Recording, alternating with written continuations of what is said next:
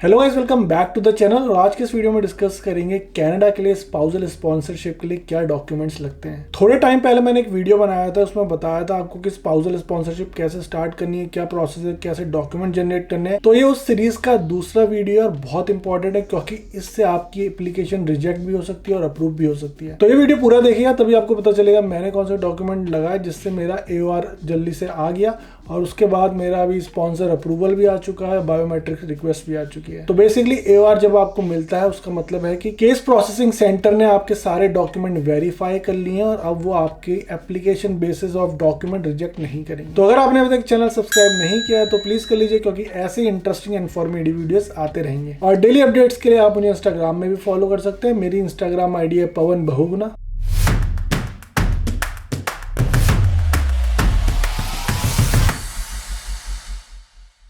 तो वीडियो शुरू करने से पहले आपको बता दूं कि मैं कोई एजेंट नहीं हूं और जो भी मैं ये इस वीडियो में आपको बता रहा हूँ सारे अपने एक्सपीरियंस से बता रहा हूँ। मैंने अपना PR की एप्लीकेशन भी खुद फाइल करी थी, मेरी वाइफ की स्पाउसल वीज़ा की एप्लीकेशन भी खुद ही फाइल करी है और हमारी almost visa application spousal sponsorship application almost approve होने वाली है। हमको AOR आ गया है, मेडिकल रिक्वेस्ट आई है, बायोमेट्रिक्स आ गया, स्पॉन्सर अप्रूवल भी आ चुका है। तो इस वीडियो का पैटर्न ऐसा होगा कि मैं आपको डॉक्यूमेंट चेकलिस्ट के सारा एक एक बाय स्टेप जाऊंगा और बताऊंगा कि क्या क्या डॉक्यूमेंट उस स्टेज में लगाने हैं और क्या क्या आपको फॉर्म्स देने होते हैं। जो डॉक्यूमेंट चेकलिस्ट होती है उसमें सारा कुछ दिया होता है कि इस ऑर्डर से आपको डॉक्यूमेंट लगाने हैं और ये सारे आपको सपोर्टिंग डॉक्यूमेंट्स देने। तो चलिए चलते हैं मेरी कंप्यूटर स्क्रीन में और देखते हैं मैंने वो कौन से डॉक्यूमेंट लगाए, कौन से फॉर्म लगाए और कौन से सपोर्टिंग डॉक्यूमेंट्स दिए। और अगर वीडियो अच्छा लगे तो प्लीज इस वीडियो को जरूर लाइक करिएगा और चैनल को भी सब्सक्राइब करिएगा। तो यह है मेरी कंप्यूटर स्क्रीन, जैसे आप इसमें देख रहे हैं मैंने फॉर्म खोल लगा है और इस फॉर्म को बोलते हैं IMM 5533 5533 और इसका नाम है डॉक्यूमेंट चेकलिस्ट। और ये बहुत इंपॉर्टेंट फॉर्म है और इसमें आप मतलब देख सकते हैं कि सारा कुछ लिखा है कि कौन से आपको डॉक्यूमेंट्स देने हैं और कौन से आपको सपोर्टिंग डॉक्यूमेंट्स देने हैं। तो उसके बारे में अभी मैं दिखाता हूँ आपको। और उससे पहले बता दूँ कि ये जो सेम डॉक्यूमेंट है इसका मैंने प्रिंट आउट निकाला था और फिर सेम प्रिंट आउट का मैंने स्कैन किया था जस्ट फॉर माई रेफरेंस। तो ये स्कैन है और सॉरी ये थोड़ा अच्छा क्वालिटी का नहीं आया, बट अगर आप चाहेंगे तो इसको भी रेफरेंस कर लेंगे अगर हमें कहीं डाउट होगा। और ये दो जो टैब हैं ये सपोर्टिंग डॉक्यूमेंट्स के हैं जो मैंने लगाए थे, बट इनकी कोई ज़रूरत है नहीं, तो आपको मैं ऐसे ही बता दूंगा। तो चलिए शुरू करते हैं यहाँ से। और ये document checklist spouse including dependent children. तो अगर आपके किड्स भी हैं तो उनके लिए भी डॉक्यूमेंट चेकलिस्ट वैलिड है और जैसे जैसे आप इस एप्लीकेशन को भरते हैं वैसे वैसे आपको चेक करना पड़ेगा, येस नो जो भी है। और बहुत ही अच्छा तरीका है आपको अपने डॉक्यूमेंट लगाने का और ये इवन लिस्ट बताती है। ये चेक लिस्ट है बेसिकली इसलिए कि आप अपने जो डॉक्यूमेंट है उसे ऑर्डर में लगा सकें। और सबसे इंपॉर्टेंट जो इसमें लिखा है, if you can not provide one or more documents required by the check list you must provide a detailed written explanation for missing document. तो साफ साफ लिखा है अगर आप कोई भी डॉक्यूमेंट जो इस लिस्ट में लिखा है आप नहीं प्रोवाइड कर सकते तो आपको एक रिटर्न डॉक्यूमेंट देना पड़ेगा। और वो रिटर्न डॉक्यूमेंट होता है LOE, लेटर ऑफ एक्सप्लेनेशन। और मैंने भी भरा था, मतलब मुझे जहाँ पे लगा कि ज़्यादा इन्फॉर्मेशन देने की ज़रूरत है तो मैंने एक LOE लेटर लिखा और सारे पॉइंट उसमें लिख के दे दिए। और फ्यूचर में अगर आपको चाहिए होगा तो उसका भी मैं एक वीडियो का एक फॉर्मेट से आपके संग शेयर कर दूंगा और आप उसको डायरेक्टली यूज़ कर सकते हैं एज पर योर सिचुएशन। तो सबसे पहले यहाँ पे आया था, लिखा है इन्फॉर्मेशन अबाउट प्रीवियस एग्जामिनेशन। तो the person I am sponsoring was declared as my spouse or partner and was already examined as non accompanied dependent. तो ये बहुत इंपॉर्टेंट है, अगर आप पहले से ही कनाडा में हैं और तभी आप स्पाउसल स्पॉन्सरशिप एप्लीकेशन अप्लाई करेंगे तो ये लिखा है कि आपने जो आपकी स्पाउस है उसको पहले डिक्लेयर करा था कि नहीं। और मैंने करा था तो मैंने यस लिखा है। अगर आपकी शादी नई हुई है और आप पहले PR बन चुके हैं तो आपको नो लिखना पड़ेगा। तो चलिए चलते हैं नीचे और देखते हैं क्या फॉर्म रिक्वायर्ड है क्विकली। मेन ऑब्जेक्टिव है कि इसका आपको दिखाना कि मैंने कौन से सपोर्टिंग डॉक्यूमेंट्स दिए हैं। तो ये जो है ये चेकलिस्ट है स्पॉन्सर और प्रिंसिपल एप्लीकेंट की, मतलब स्पॉन्सर और जो प्रिंसिपल एप्लीकेंट की जो फॉर्म है वो कौन कौन से हैं और आपको चेक मार्क भी करना है। पहला फॉर्म तो यही होगा डॉक्यूमेंट चेकलिस्ट जो हम अभी देख रहे हैं IM 5533। तो आपको चेक कर देना है इसको। फिर आपका एप्लीकेशन टू स्पॉन्सर, ये स्पॉन्सर लिखा है बड़ा बड़ा। तो एक ये फॉर्म होता है 1344 जिसमें एप्लीकेशन जो स्पॉन्सर और स्पॉन्सरशिप का जो एग्रीमेंट होता है वो सब होता है। और देख लिया आप यहाँ पे लिंक भी दे रखा है, अगर आपको कुछ दिक्कत होती है तो ये स्टेप बाय स्टेप इंस्ट्रक्शन है, यहाँ से क्लिक करिए और सीधे पहुंच जाइए, तो वो पूरा बता देगा कि आपको क्या क्या डॉक्यूमेंट चाहिए, कहाँ क्या देना पड़ेगा, क्या नहीं देना पड़ेगा। तो ये है व्यू एंड प्रिंट फॉर्म। तो अगर आपको ये फॉर्म चाहिए 1344 तो आप यहाँ से वो भी डाउनलोड कर सकते हैं। बट मैं रिक्वेस्ट करूँगा, जैसे मैंने पिछले वीडियो में बताया था, कि जो डॉक्यूमेंट जो चेकलिस्ट है वो वहीं से जनरेट करिएगा। जैसे मैंने वे बताया था, सारे डॉक्यूमेंट इकट्ठे डाउनलोड करके स्पॉन्सर, प्रिंसिपल, एप्लीकेंट क्या फोल्डर बनाइएगा और सारे अलग अलग डॉक्यूमेंट उनमें रख दीजिएगा। तो ये जो कॉलम है एप्लीकेशन फीस का, यहाँ पे आपको क्या भरना है, स्पॉन्सरशिप फी भरनी है, एप्लीकेशन फी भरनी है और बायोमेट्रिक्स फी भरनी है। तो सारी जो तीनों फीसें आप इकट्ठे दे सकते हैं, और मैंने इकट्ठे ही दिया था। आपके पास ऑप्शन होता है कि राइट ऑफ परमानेंट रेजिडेंसी की फीस आप उस समय दे ना दें, बट ये मैं कहूँगा जरूर दें, क्योंकि अगर आप नहीं देंगे तो फिर आपसे वो एक लेटर भेजेंगे, भाई आप फीस भरो, तो उसमें टाइम कंज्यूम होगा और आपकी एप्लीकेशन डिले हो सकती है। तो मैंने जो यहाँ पे था, मैंने फीस भर दी थी जाके सारी, और मैंने ये ऑप्शन चेक कर दिया। मैंने राइट ऑफ परमानेंट रेजिडेंस की फ़ीस भी भर दी थी और बायोमेट्रिक्स की भर दी थी, तो मैंने चेक कर दिया है। और जो आपके छोटे बच्चे होते हैं उनका बायोमेट्रिक्स नहीं लगता। मैं भी थोड़ा कंफ्यूज था कि बायोमेट्रिक बच्चों का लगेगा नहीं लगेगा, बट उनका नहीं लगता, सिर्फ आप एडल्ट्स का लगता है। तो ये फॉर्म है फाइनेंशियल इवैल्यूएशन IM 1283। और ये कहता है कि भाई अगर आपके जो डिपेंडेंट चिल्ड्रन हैं और अगर उनके भी डिपेंडेंट चिल्ड्रन हैं तो ये आपको फॉर्म भरना पड़ेगा। मेरे केस में ये वैलिड नहीं था तो मैंने NA लिख दिया था। यहाँ पे आपको दिखा भी देता हूँ, थोड़ा सा धुंधला है बट बड़ा बड़ा NA मैंने यहाँ पे लिख दिया था। तो अब चलते हैं नीचे, और लिखा है स्पॉन्सर्ड पर्सन, माने कि principal, applicant and family members, जो आपके किड्स हैं और आपकी वाइफ, या अगर आप हस्बैंड को स्पॉन्सर कर रहे हैं तो वो यहाँ पे आ जाएगा और उनके ये फॉर्म है। तो सबसे पहले लिखा है क्लास ऑफ एप्लीकेशन, मतलब आप कौन सी क्लास में अप्लाई कर रहे हैं। तो मेरी जो वाइफ है वो अभी कनाडा में नहीं है, तो मैंने लिखा I am currently living outside Canada और चेक कर दिया। मतलब कि ये है कि ये जो पोर्शन है, मतलब आप प्रिंसिपल एप्लीकेंट भर रही है, मतलब अगर आप भरना है तो आपको उनके नज़रिए से भरना है सारा, ठीक है। तो मैंने चेक कर दिया था, I am currently living outside Canada and applying under family class. अगर आपके स्पाउस मतलब कनाडा में नहीं है तो फैमिली क्लास के अंदर ही अप्लाई करना पड़ता है। और ये एड्रेस है जहाँ वो एप्लीकेशन भेजनी पड़ती है, केस प्रोसेसिंग सेंटर सिडनी। तो इसकी बात नहीं करेंगे। और अगर आपकी वाइफ और आपका स्पाउस आपके संग कनाडा में है तो आप ये वाला ऑप्शन चेक कर लेंगे, I am currently living in Canada. तो नेक्स्ट आता है आपका जेनरिक एप्लीकेशन फॉर्म, और यहाँ पे चेक कर देंगे क्योंकि ये फॉर्म हमने भरा है और अप्लाई मतलब वैलिड है हमारे लिए। तो अब आते हैं कंट्री स्पेसिफिक रिक्वायरमेंट में। तो इंडिया के लिए स्पेसिफिकली ये वाला फॉर्म ज़रूरी था, ट्रैवल वाला फॉर्म है ये। तो ये मैंने लगा दिया था यहाँ पे 5562 मैंने लिख दिया कि भाई ये फॉर्म हमने साथ में लगाया और इसको चेक कर दिया। तो जैसा मैंने पहले ही बताया था वीडियो में कि अगर आप कंट्री स्पेसिफिक जो स्पेशल रिक्वायरमेंट्स अगर आप वो फॉर्म नहीं लगाएंगे तो आपका AOR नहीं आएगा, तो आपको रिफ्यूज़ल डायरेक्ट भेज देंगे और बोलेंगे भाई सारे फॉर्म भरो पहले तमीज़ से और उसके बाद अप्लाई करो। और आप सोचोगे यार मैं AOR बार बार कह रहा हूँ, AOR है क्या? AOR होता है acknowledgement of receipt of application, मतलब आपकी जो एप्लीकेशन है वहाँ पहुँच गई है और उन्होंने उसको अब एक्सेप्ट कर लिया प्रोसेसिंग के लिए। तो होता क्या है, जब आप अपनी एप्लीकेशन करियर कराते हैं, अब तो ऑनलाइन भी सिस्टम आ गया, ऑनलाइन भरते हैं, तो वो लोग क्या करते हैं, सारी जो आपकी इन्फॉर्मेशन है, आपके सारे फॉर्म्स, डॉक्यूमेंट्स और सिग्नेचर चेक करते हैं और उसके बाद ही आपको एक एप्लीकेशन नंबर देते हैं। और जब वो एप्लीकेशन नंबर आता है थ्रू ईमेल तो उसको बोलते हैं भाई AOR आ गया हमारा। तो वो वाली स्टेज होती है कि AOR आ गया, मतलब आपकी एप्लीकेशन वहाँ पहुँच गई है। अब वो आपकी एप्लीकेशन रिटर्न नहीं करेंगे इसलिए कि आपकी कोई सिग्नेचर मिसिंग है या कोई फॉर्म मिसिंग है। तो चलिए चलते हैं एडिशनल फैमिली इन्फॉर्मेशन के लिए। तो मैंने ये फॉर्म भरा था तो मैंने टिक कर दिया इसका। और अगर आपको कोई भी इन फॉर्म में दिक्कत होगा तो प्लीज़ मुझसे पूछ लीजिएगा और मैं आपके आंसर कर दूंगा। जैसा मैंने फॉर्म भरा था बिल्कुल वैसा बता दूंगा।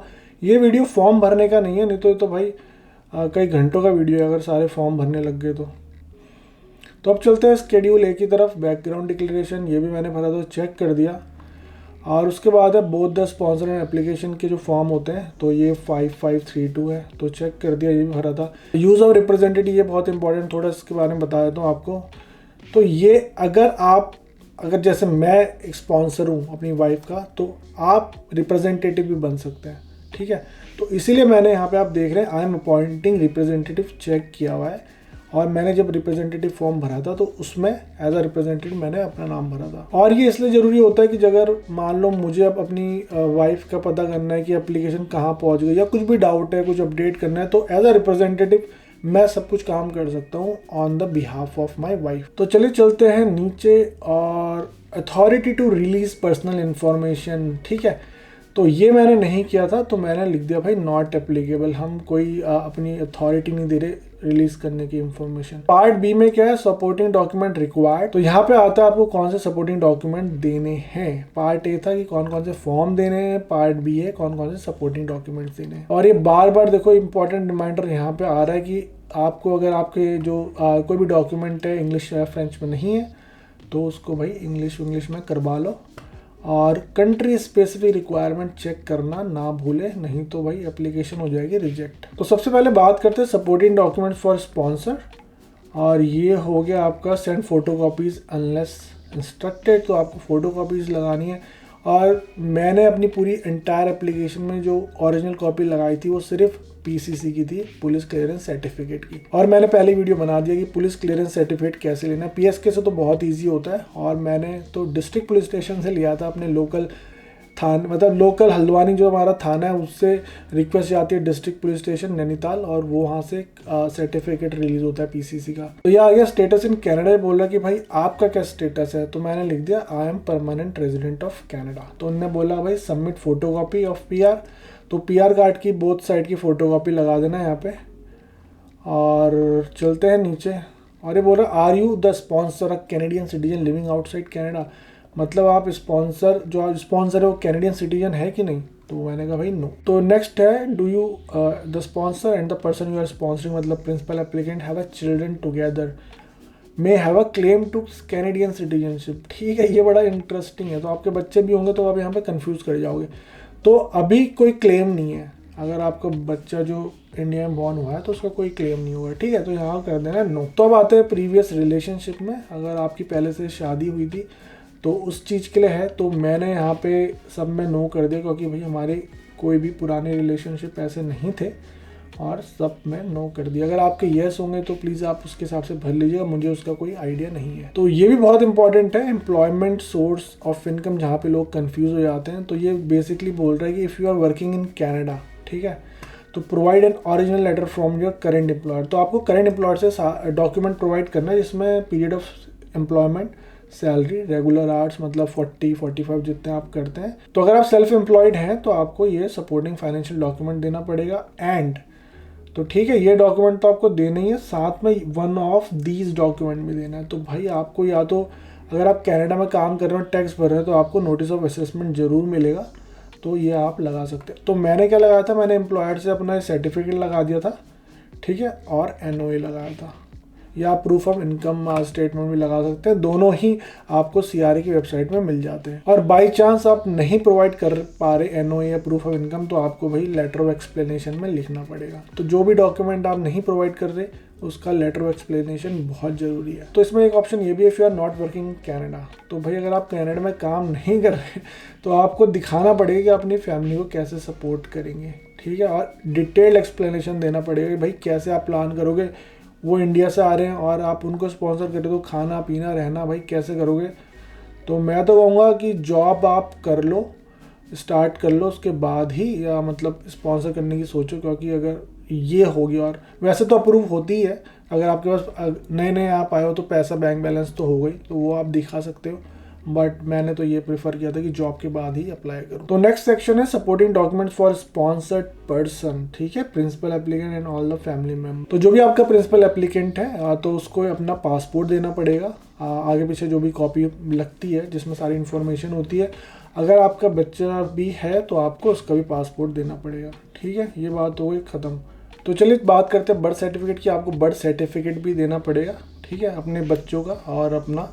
और अगर आपके बर्थ सर्टिफिकेट नहीं है तो प्लीज़ बनवा लीजिए। बर्थ सर्टिफिकेट साथ में आपको, अगर आपका नया नया बर्थ का रजिस्ट्रेशन हुआ, नॉट फॉर किड्स, जैसे जो पुराने लोग होते हैं जिनका लेट रजिस्ट्रेशन हुआ है बर्थ का, जैसे कि मैं हो गया, मेरी वाइफ हो गई, तो उनका आपको वोटर आईडी भी देना पड़ेगा और 10th का सर्टिफिकेट भी देना पड़ेगा, इसमें डेट ऑफ बर्थ होती है। और अगर साथ में आपका कुछ और कंट्री स्पेसिफिक भी रिक्वायरमेंट है तो वो यहाँ पे लगाना पड़ेगा, जैसे copies of national identity cards, copy of family booklet etcetera.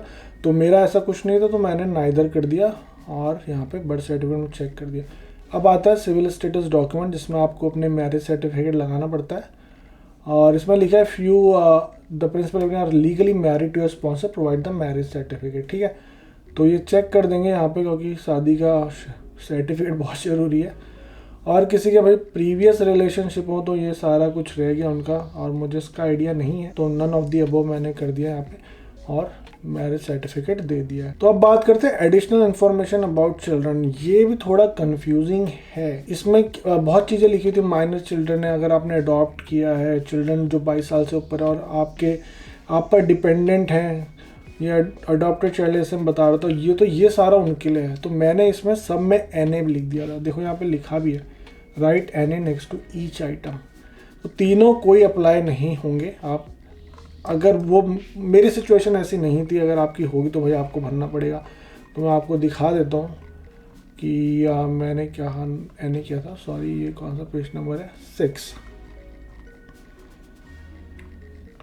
हाँ, तो ये वो सेक्शन है। तो देखिए मैंने सब में NA भरा है। सॉरी, राइटिंग थोड़ी ख़राब ही है तो ये मैंने सब में NA करा हुआ है। ठीक है, और फिर आता है पुलिस सर्टिफिकेट। तो पुलिस सर्टिफिकेट मैंने चेक किया, और यहाँ पे भी चेक कर दिया भाई, country where you or they currently live, if you have lived there 6 month or more. तो इंडिया लिख के मैंने ये चेक कर दिया है, और PCC जो मेरा डिस्ट्रिक्ट पुलिस स्टेशन का, जैसा मैंने बताया है, वो लगाया। तो सारी जो मैं बात कर रहा हूँ ये आउटलाइन के हिसाब से बात कर रहा हूँ कि आपका स्पाउस इंडिया या आपकी जो भी होम कंट्री है वहाँ पर है। अगर आपके पास कैनेडियन पुलिस सर्टिफिकेट है तो वो भी लगाना पड़ेगा। अगर आपकी वाइफ आपके साथ ही रहती है, आपका स्पाउस आपके साथ रहता, तो आपको ये भी देना पड़ेगा साथ में। और उसके बाद बात करते हैं मिलिट्री सर्विसेज की। तो मिलिट्री सर्विसेज भाई देख लेना अपने हिसाब से, मैंने तो कुछ कर ही नहीं थी, नो कर दिया। फिर आते हैं फ़ोटोज़। तो इनको 2 फ़ोटो देनी पड़ती हैं, एप्लीकेशन पैकेज में भेजनी पड़ेगी। अब तो बहुत अच्छा हो गया यार, ऑनलाइन सब कुछ अपलोड करो, और स्पेशल इंस्ट्रक्शन होते हैं उसके लिए, तो ये क्लिक करके आप मेज़रमेंट देख लेना। और फिर है मेडिकल एग्जामिनेशन। तो मेडिकल एग्जामिनेशन हमने दिया नहीं था, मतलब एडवांस में नहीं कराया था, तो सब में NA कर दिया। और अभी मेडिकल रिक्वेस्ट आ गई है और अपॉइंटमेंट भी बुक करा लिया है, तो वो फटाफट दे के फिर आपको आगे अपडेट करूँगा कि कितना टाइम लग रहा है। और अगर आपने medical examination with in 12 months करवा रखा है तो आप यहाँ पे वो सब कुछ डिटेल दे सकते हैं। और उसके बाद आता है proof of relationship to sponsor. यहाँ पे आपको देखिए क्या लिखा है, you must provide evidence that the relationship, मतलब आपका जो रिलेशनशिप जेन्युइन है। ठीक है, मैं इंग्लिश और हिंदी पता नहीं क्यों समझा रहा हूँ, आप तो सब पढ़े लिखे हैं, बट मैं फिर भी थोड़ा डिस्क्राइब करने की कोशिश कर रहा हूँ। ठीक है, और to apply under sponsor you must live in, अच्छा ये तो हो गया। तो ये देखिए, आर यू और your spouse currently living in together. तो यहाँ से सारा ना पूरा मतलब मैथमेटिक बिगड़ भी जाती है। अगर आपने नो किया तो आपको ज़्यादा डॉक्यूमेंट देने हैं, अगर येस करोगे तो कम देने हैं। और अगर आपकी वाइफ, आपका हस्बैंड कनाडा में नहीं है आपके साथ और वो इंडिया में है या आपकी अपनी होम कंट्री में जहाँ पे भी, तो आपको ये नो ही करना पड़ेगा। और यहाँ पे उसके बाद आपको ये प्रूफ ऑफ कॉन्टैक्ट देने पड़ेंगे। प्रोवाइड लेटर्स प्रिंट टेक्स्ट में, मतलब ये सबसे बड़ा, मतलब इसके लिए आपको एडवांस में प्लानिंग करनी पड़ेगी। क्यों? क्योंकि ये बोल देंगे भाई text message, email, social media conversation मांगते हैं, और वो भी मिनिमम 10 पेज। तो आजकल भाई फेसबुक में अपने हस्बैंड और वाइफ से कोई ऐसे बात तो करता नहीं है, गर्लफ्रेंड की बात होती तो अलग थी। तो मैं क्या आपको एडवाइस दूंगा कि पहले से ही व्हाट्सएप में इंग्लिश में बात करना चालू करिए, और वही जो चैट है आपकी वो लगा दीजिए। जैसे आपका जो मतलब जो कनाडा में आपका हस्बैंड या आपकी वाइफ PR है, तो वो कुछ जब वो स्टार्टिंग में यहाँ आया तो उन्हें कैसा लगा, ये वो बुरा फील हुआ, तो वो स्टार्टिंग की वो मैसेज, फिर लास्ट के। और मेरे तो भाई मतलब आई थिंक हज़ार पेज से भी ऊपर की चैट हो रही थी थोड़े टाइम की, और उसमें से 10 पेज छांटना तो बहुत मुश्किल था। बट फिर भी स्टार्टिंग में मैंने कुछ लगाया, कुछ बीच के लगाए और कुछ लास्ट के लगाए। और ये दूसरा है proof of your sponsor visit. अब यहाँ पे आप देख रहे हो provide the document in the both, आपको ये दोनों डॉक्यूमेंट प्रोवाइड करना है, लेटर चैट तो लगानी है, और ये भी दिखाना है कि आपने भाई अपने स्पॉन्सर को विजिट किया है। और लकीली मैं गया था इंडिया, मैंने विज़िट किया, उसके बाद ही एप्लीकेशन डाली, तो मैंने इसको चेक करके अपने टिकट्स, अपने जो भी स्टैंपिंग थी वो सब कुछ लगाया। बट अगर आप नहीं गए, क्योंकि बीच में कोविड हो गया था, तो कोविड में मैं तो चलो रिस्क लेके चला गया। अगर आप नहीं गए हैं तो आप इसकी जगह आप क्या लिख सकते हैं, लेटर लिख सकते हैं कि भाई मैंने यहाँ पे ये नहीं लगाया डॉक्यूमेंट, क्योंकि कोविड हो गया तो मैं जा नहीं पाया, जो भी आपका रीज़न रहा होगा, और उसे एलओई में लिखना मत भूलिएगा। ठीक है, हमारा केस नो था तो हमने ये भर दिया। अब यस को तो मैं नहीं देख रहा, उसमें अगर आप यस भरेंगे तो कनाडा में जो भी आपका रेंटल एग्रीमेंट है, प्रॉपर्टी का है, वो आपके डॉक्यूमेंट्स देने पड़ेंगे। This is pretty simple, chat वाला डिफिकल्ट डिवाइस से। तो नेक्स्ट सेक्शन है कि do you and your spouse have children together. तो मेरा एक बेटा है तो मैंने यस कर दिया, और उसका फिर आपको बर्थ सर्टिफिकेट देना है आपके बच्चों का।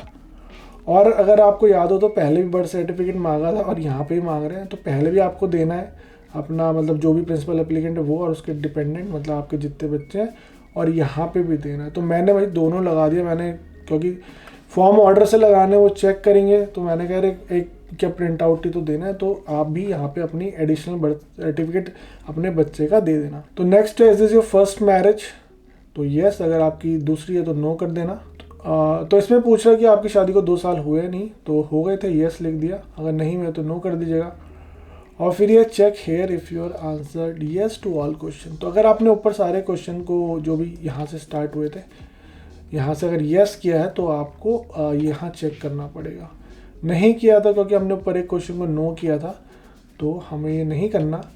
और उसके बाद ये है, अगर आपने ये चेक किया होता तो आपको ये फॉर्म नहीं भरने पड़ते, बट हमने नो किया, हमारा एक आंसर नो है, तो अब आपको शादी की फ़ोटो भी देनी है साथ में। तो मैंने यहाँ पे क्या किया था, कुछ शादी की पिक्चर्स लगा दी थी, कुछ हमारे जो घूमने हम गए थे, मतलब पार्क वगैरह, ज़ू, टेम्पल, वो लगा दी थी, पेरेंट्स के साथ फ़ोटो लगा दी थी। और किसी दोस्त की पार्टी में गए तो वो सब वो लगा दी थी पूरी 20 फ़ोटो। और पीछे से लिख भी दिया था, ये जो बोल रहा है कि अपना नाम वगैरह, और छोटा सा ब्रीफ डिस्क्रिप्शन की वो फ़ोटो किस टाइम और क्यों ली गई है। तो बेसिकली इसलिए होता है कि आप, मतलब वो देखना चाहते हैं कि आपका रिलेशनशिप जो है वो जेन्युइन है नहीं, मतलब लोगों ने आपकी शादी देखी है, लोग आपको जानते हैं। तो मैं यही एडवाइस दूंगा कि जिस फोटो में, ऐसे इंडिविजुअल फ़ोटो तो आपकी होंगी, अगर आपके के साथ फ्रेंड्स भी हैं, पेरेंट्स भी हैं, तो वो फ़ोटो भी ज़रूर लगाइएगा। और उसके बाद फ़ोटो के साथ आपको ये एंड लिखा हुआ है, तो एटलीस्ट 2 डॉक्यूमेंट्स और देने हैं। तो इस 4 की लिस्ट में आपको 2 तो देने ही देने हैं। तो मैंने ना 3 दे दिए थे। तो इस वाले डॉक्यूमेंट में मैंने क्या दिया था, इंश्योरेंस बेनिफिट। तो मैं जहाँ भी कैनेडा में काम करता हूँ तो उसमें भी मेरी वाइफ का नाम लिखा हुआ है इंश्योरेंस बेनिफिट में। और मेरा जो इंडिया का इंश्योरेंस है, क्योंकि इंडिया में भी बच्चे, तो उनके लिए भी यार इंश्योरेंस तो सबकी, हेल्थ इंश्योरेंस सबके लिए ज़रूरी है, राइट। तो वहाँ पे मेरा इंश्योरेंस चल रहा है, तो वो वाला भी डॉक्यूमेंट मैंने लगा दिया था। तो यहाँ पे मैंने कनाडा का हेल्थ इंश्योरेंस भी लगाया और इंडिया का भी हेल्थ इंश्योरेंस लगाया, क्योंकि उसमें मेरी वाइफ का और मेरे बेटे का नाम है। और उसके बाद ये बोला documentary evidence of financial support between you and sponsor and shared expenses. तो अगर आपने अपने स्पाउस को कोई भी मतलब फाइनेंशियल हेल्प करी हुई है तो आप वो डॉक्यूमेंट लगा सकते हैं। तो मैंने चेक कर दिया, क्योंकि मैंने रेमिटली से पैसे भेजे थे, और रेमिटली एक बहुत अच्छा वे है जिससे आप पैसे भेज सकते हैं इंडिया। तो आप भी मेरी तरह रेमिटली यूज़ कर सकते हो। और ये कोई स्पॉन्सर्ड वीडियो नहीं है, काश स्पॉन्सर होता, बट रेमिटली मैं पैसे भेजता हूँ रेमिटली से, तो और बहुत ही ईजी, रेट भी अच्छा मिलता है। तो आप मेरा रेफरल लिंक यूज़ कर सकते हैं और थोड़ा बहुत आपको $15 का जो डिस्काउंट होता है वो मिल जाएगा। तो फाइनेंशियल डॉक्यूमेंट के बाद मैंने यहाँ पे लगाया था ये अदर प्रूफ ऑफ रिलेशनशिप बोल रहा है, लेटर ऑफ फ्रेंड और फैमिली। आप अपने फ्रेंड फैमिली से लेटर भी लिखवा सकते हैं कि भाई मैं इनको जानता हूँ, मेरे अच्छे दोस्त है, जो भी है। या फिर आप सोशल मीडिया इन्फॉर्मेशन दे सकते हैं, शोइंग अ पब्लिक रिलेशनशिप। तो यहाँ पे मैंने अपना और अपनी वाइफ का फेसबुक पेज का, प्रोफाइल पेज का जो है वो प्रिंट आउट लगा दिया था, क्योंकि उसमें लिखा था कि मैरिड टू वाला जो होता है ना, अगर आपने नहीं किया तो वो मैरिड टू वाला एनेबल कर दो और उसमें अपना स्पाउस दिखा के वो प्रिंट आउट कर सकते हो। तो ये सारे 3 डॉक्यूमेंट मैंने दे दिए, इनको सिर्फ 2 चाहिए थे पर मैंने 3 दे दिए। तो ये सारे मैंने डॉक्यूमेंट्स लगाए थे। और चलते हैं नीचे, तो ये पेज है सिग्नेचर्स के लिए। देखिए आपके लिए मतलब एप्लीकेशन भरना इतना इजी कर रखा है ना, और ये पेज है कि कहाँ पे आपको साइन करने हैं, और ये भी है कि स्पॉन्सर को कहाँ करना है, प्रिंसिपल एप्लीकेंट को कहाँ साइन करना है। उसके बाद भी मैंने ऐसे केस देखे हैं कि भाई लोग फिर भी साइन करना भूल जाते हैं, पता नहीं काफ़ी लाइटली लेते हैं इस एप्लीकेशन को और साइन करना भूल जाते हैं। तो आप 4-5 जितने बार हो सके चेक करिएगा कि आपने साइन प्रॉपर किए हैं कि नहीं। और मोस्टली हर फॉर्म में आपको साइन करना है। देखिए यहाँ पे पूरा लिखा है कि ये फॉर्म है और स्पॉन्सर प्रिंसिपल एप्लीकेंट दोनों के साइन है। और वैसे जेनरिक एप्लीकेशन है जहाँ पे सिर्फ प्रिंसिपल एप्लीकेंट के साइन है, क्योंकि कुछ फॉर्म स्पॉन्सर के लिए हैं, कुछ प्रिंसिपल एप्लीकेंट के लिए, और कुछ फॉर्म दोनों के लिए हैं। तो उसके हिसाब से उन्होंने पूरी डिटेल दे रखी है। जैसे इस फॉर्म में देखिए 5532 में तो स्पॉन्सर की भी साइन है, प्रिंसिपल एप्लीकेंट की भी साइन है। तो आप चेक भी करते रहिए कि भाई हाँ मैंने जैसे मिलाया और चेक कर दिया कि हाँ भाई साइन है। Additional family information, schedule A, use of representative, और तो यहाँ पे हमने सारा चेक कर दिया। I think this is last page. तो मैंने आपको सारा बता दिया कि मैंने कौन कौन से डॉक्यूमेंट लगाए थे। अगर आपकी कुछ भी डाउट हो तो प्लीज़ मुझे कमेंट करके बताइए। तो इतना ही था इस वीडियो में। मैं प्रे करूँगा कि आप लोगों की एप्लीकेशन जल्दी से अप्रूव हो जाए, आप लोगों को AOR आ जाए और उसके बाद पूरी एप्लीकेशन अप्रूव हो जाए और आप अपने स्पाउस के संग रह सकें। तो कहीं पे भी आपका कोई भी डाउट हो किसी फॉर्म को लेके, कहीं पे भी कुछ डाउट हो तो प्लीज़ कमेंट करिए, या आप इंस्टाग्राम में मुझे DM भी कर सकते हैं। और वीडियो को लाइक करना ना भूलिए, सब्सक्राइब करिए चैनल को, क्योंकि काफ़ी सारे लोग हैं वीडियो देखते ज़रूर हैं, सब्सक्राइब नहीं करते। लेकिन तो प्लीज़ आप वो लोग मत बनिए, चैनल को सब्सक्राइब करिए। आप सब्सक्राइब करेंगे वही मुझे मोटिवेट करता है नई वीडियो बनाने। तो भाई अपना टाइम क्यों वेस्ट करूँ मैं, राइट। तो अब मैं मिलूंगा आपको अगले किसी interesting informative. Till then bye.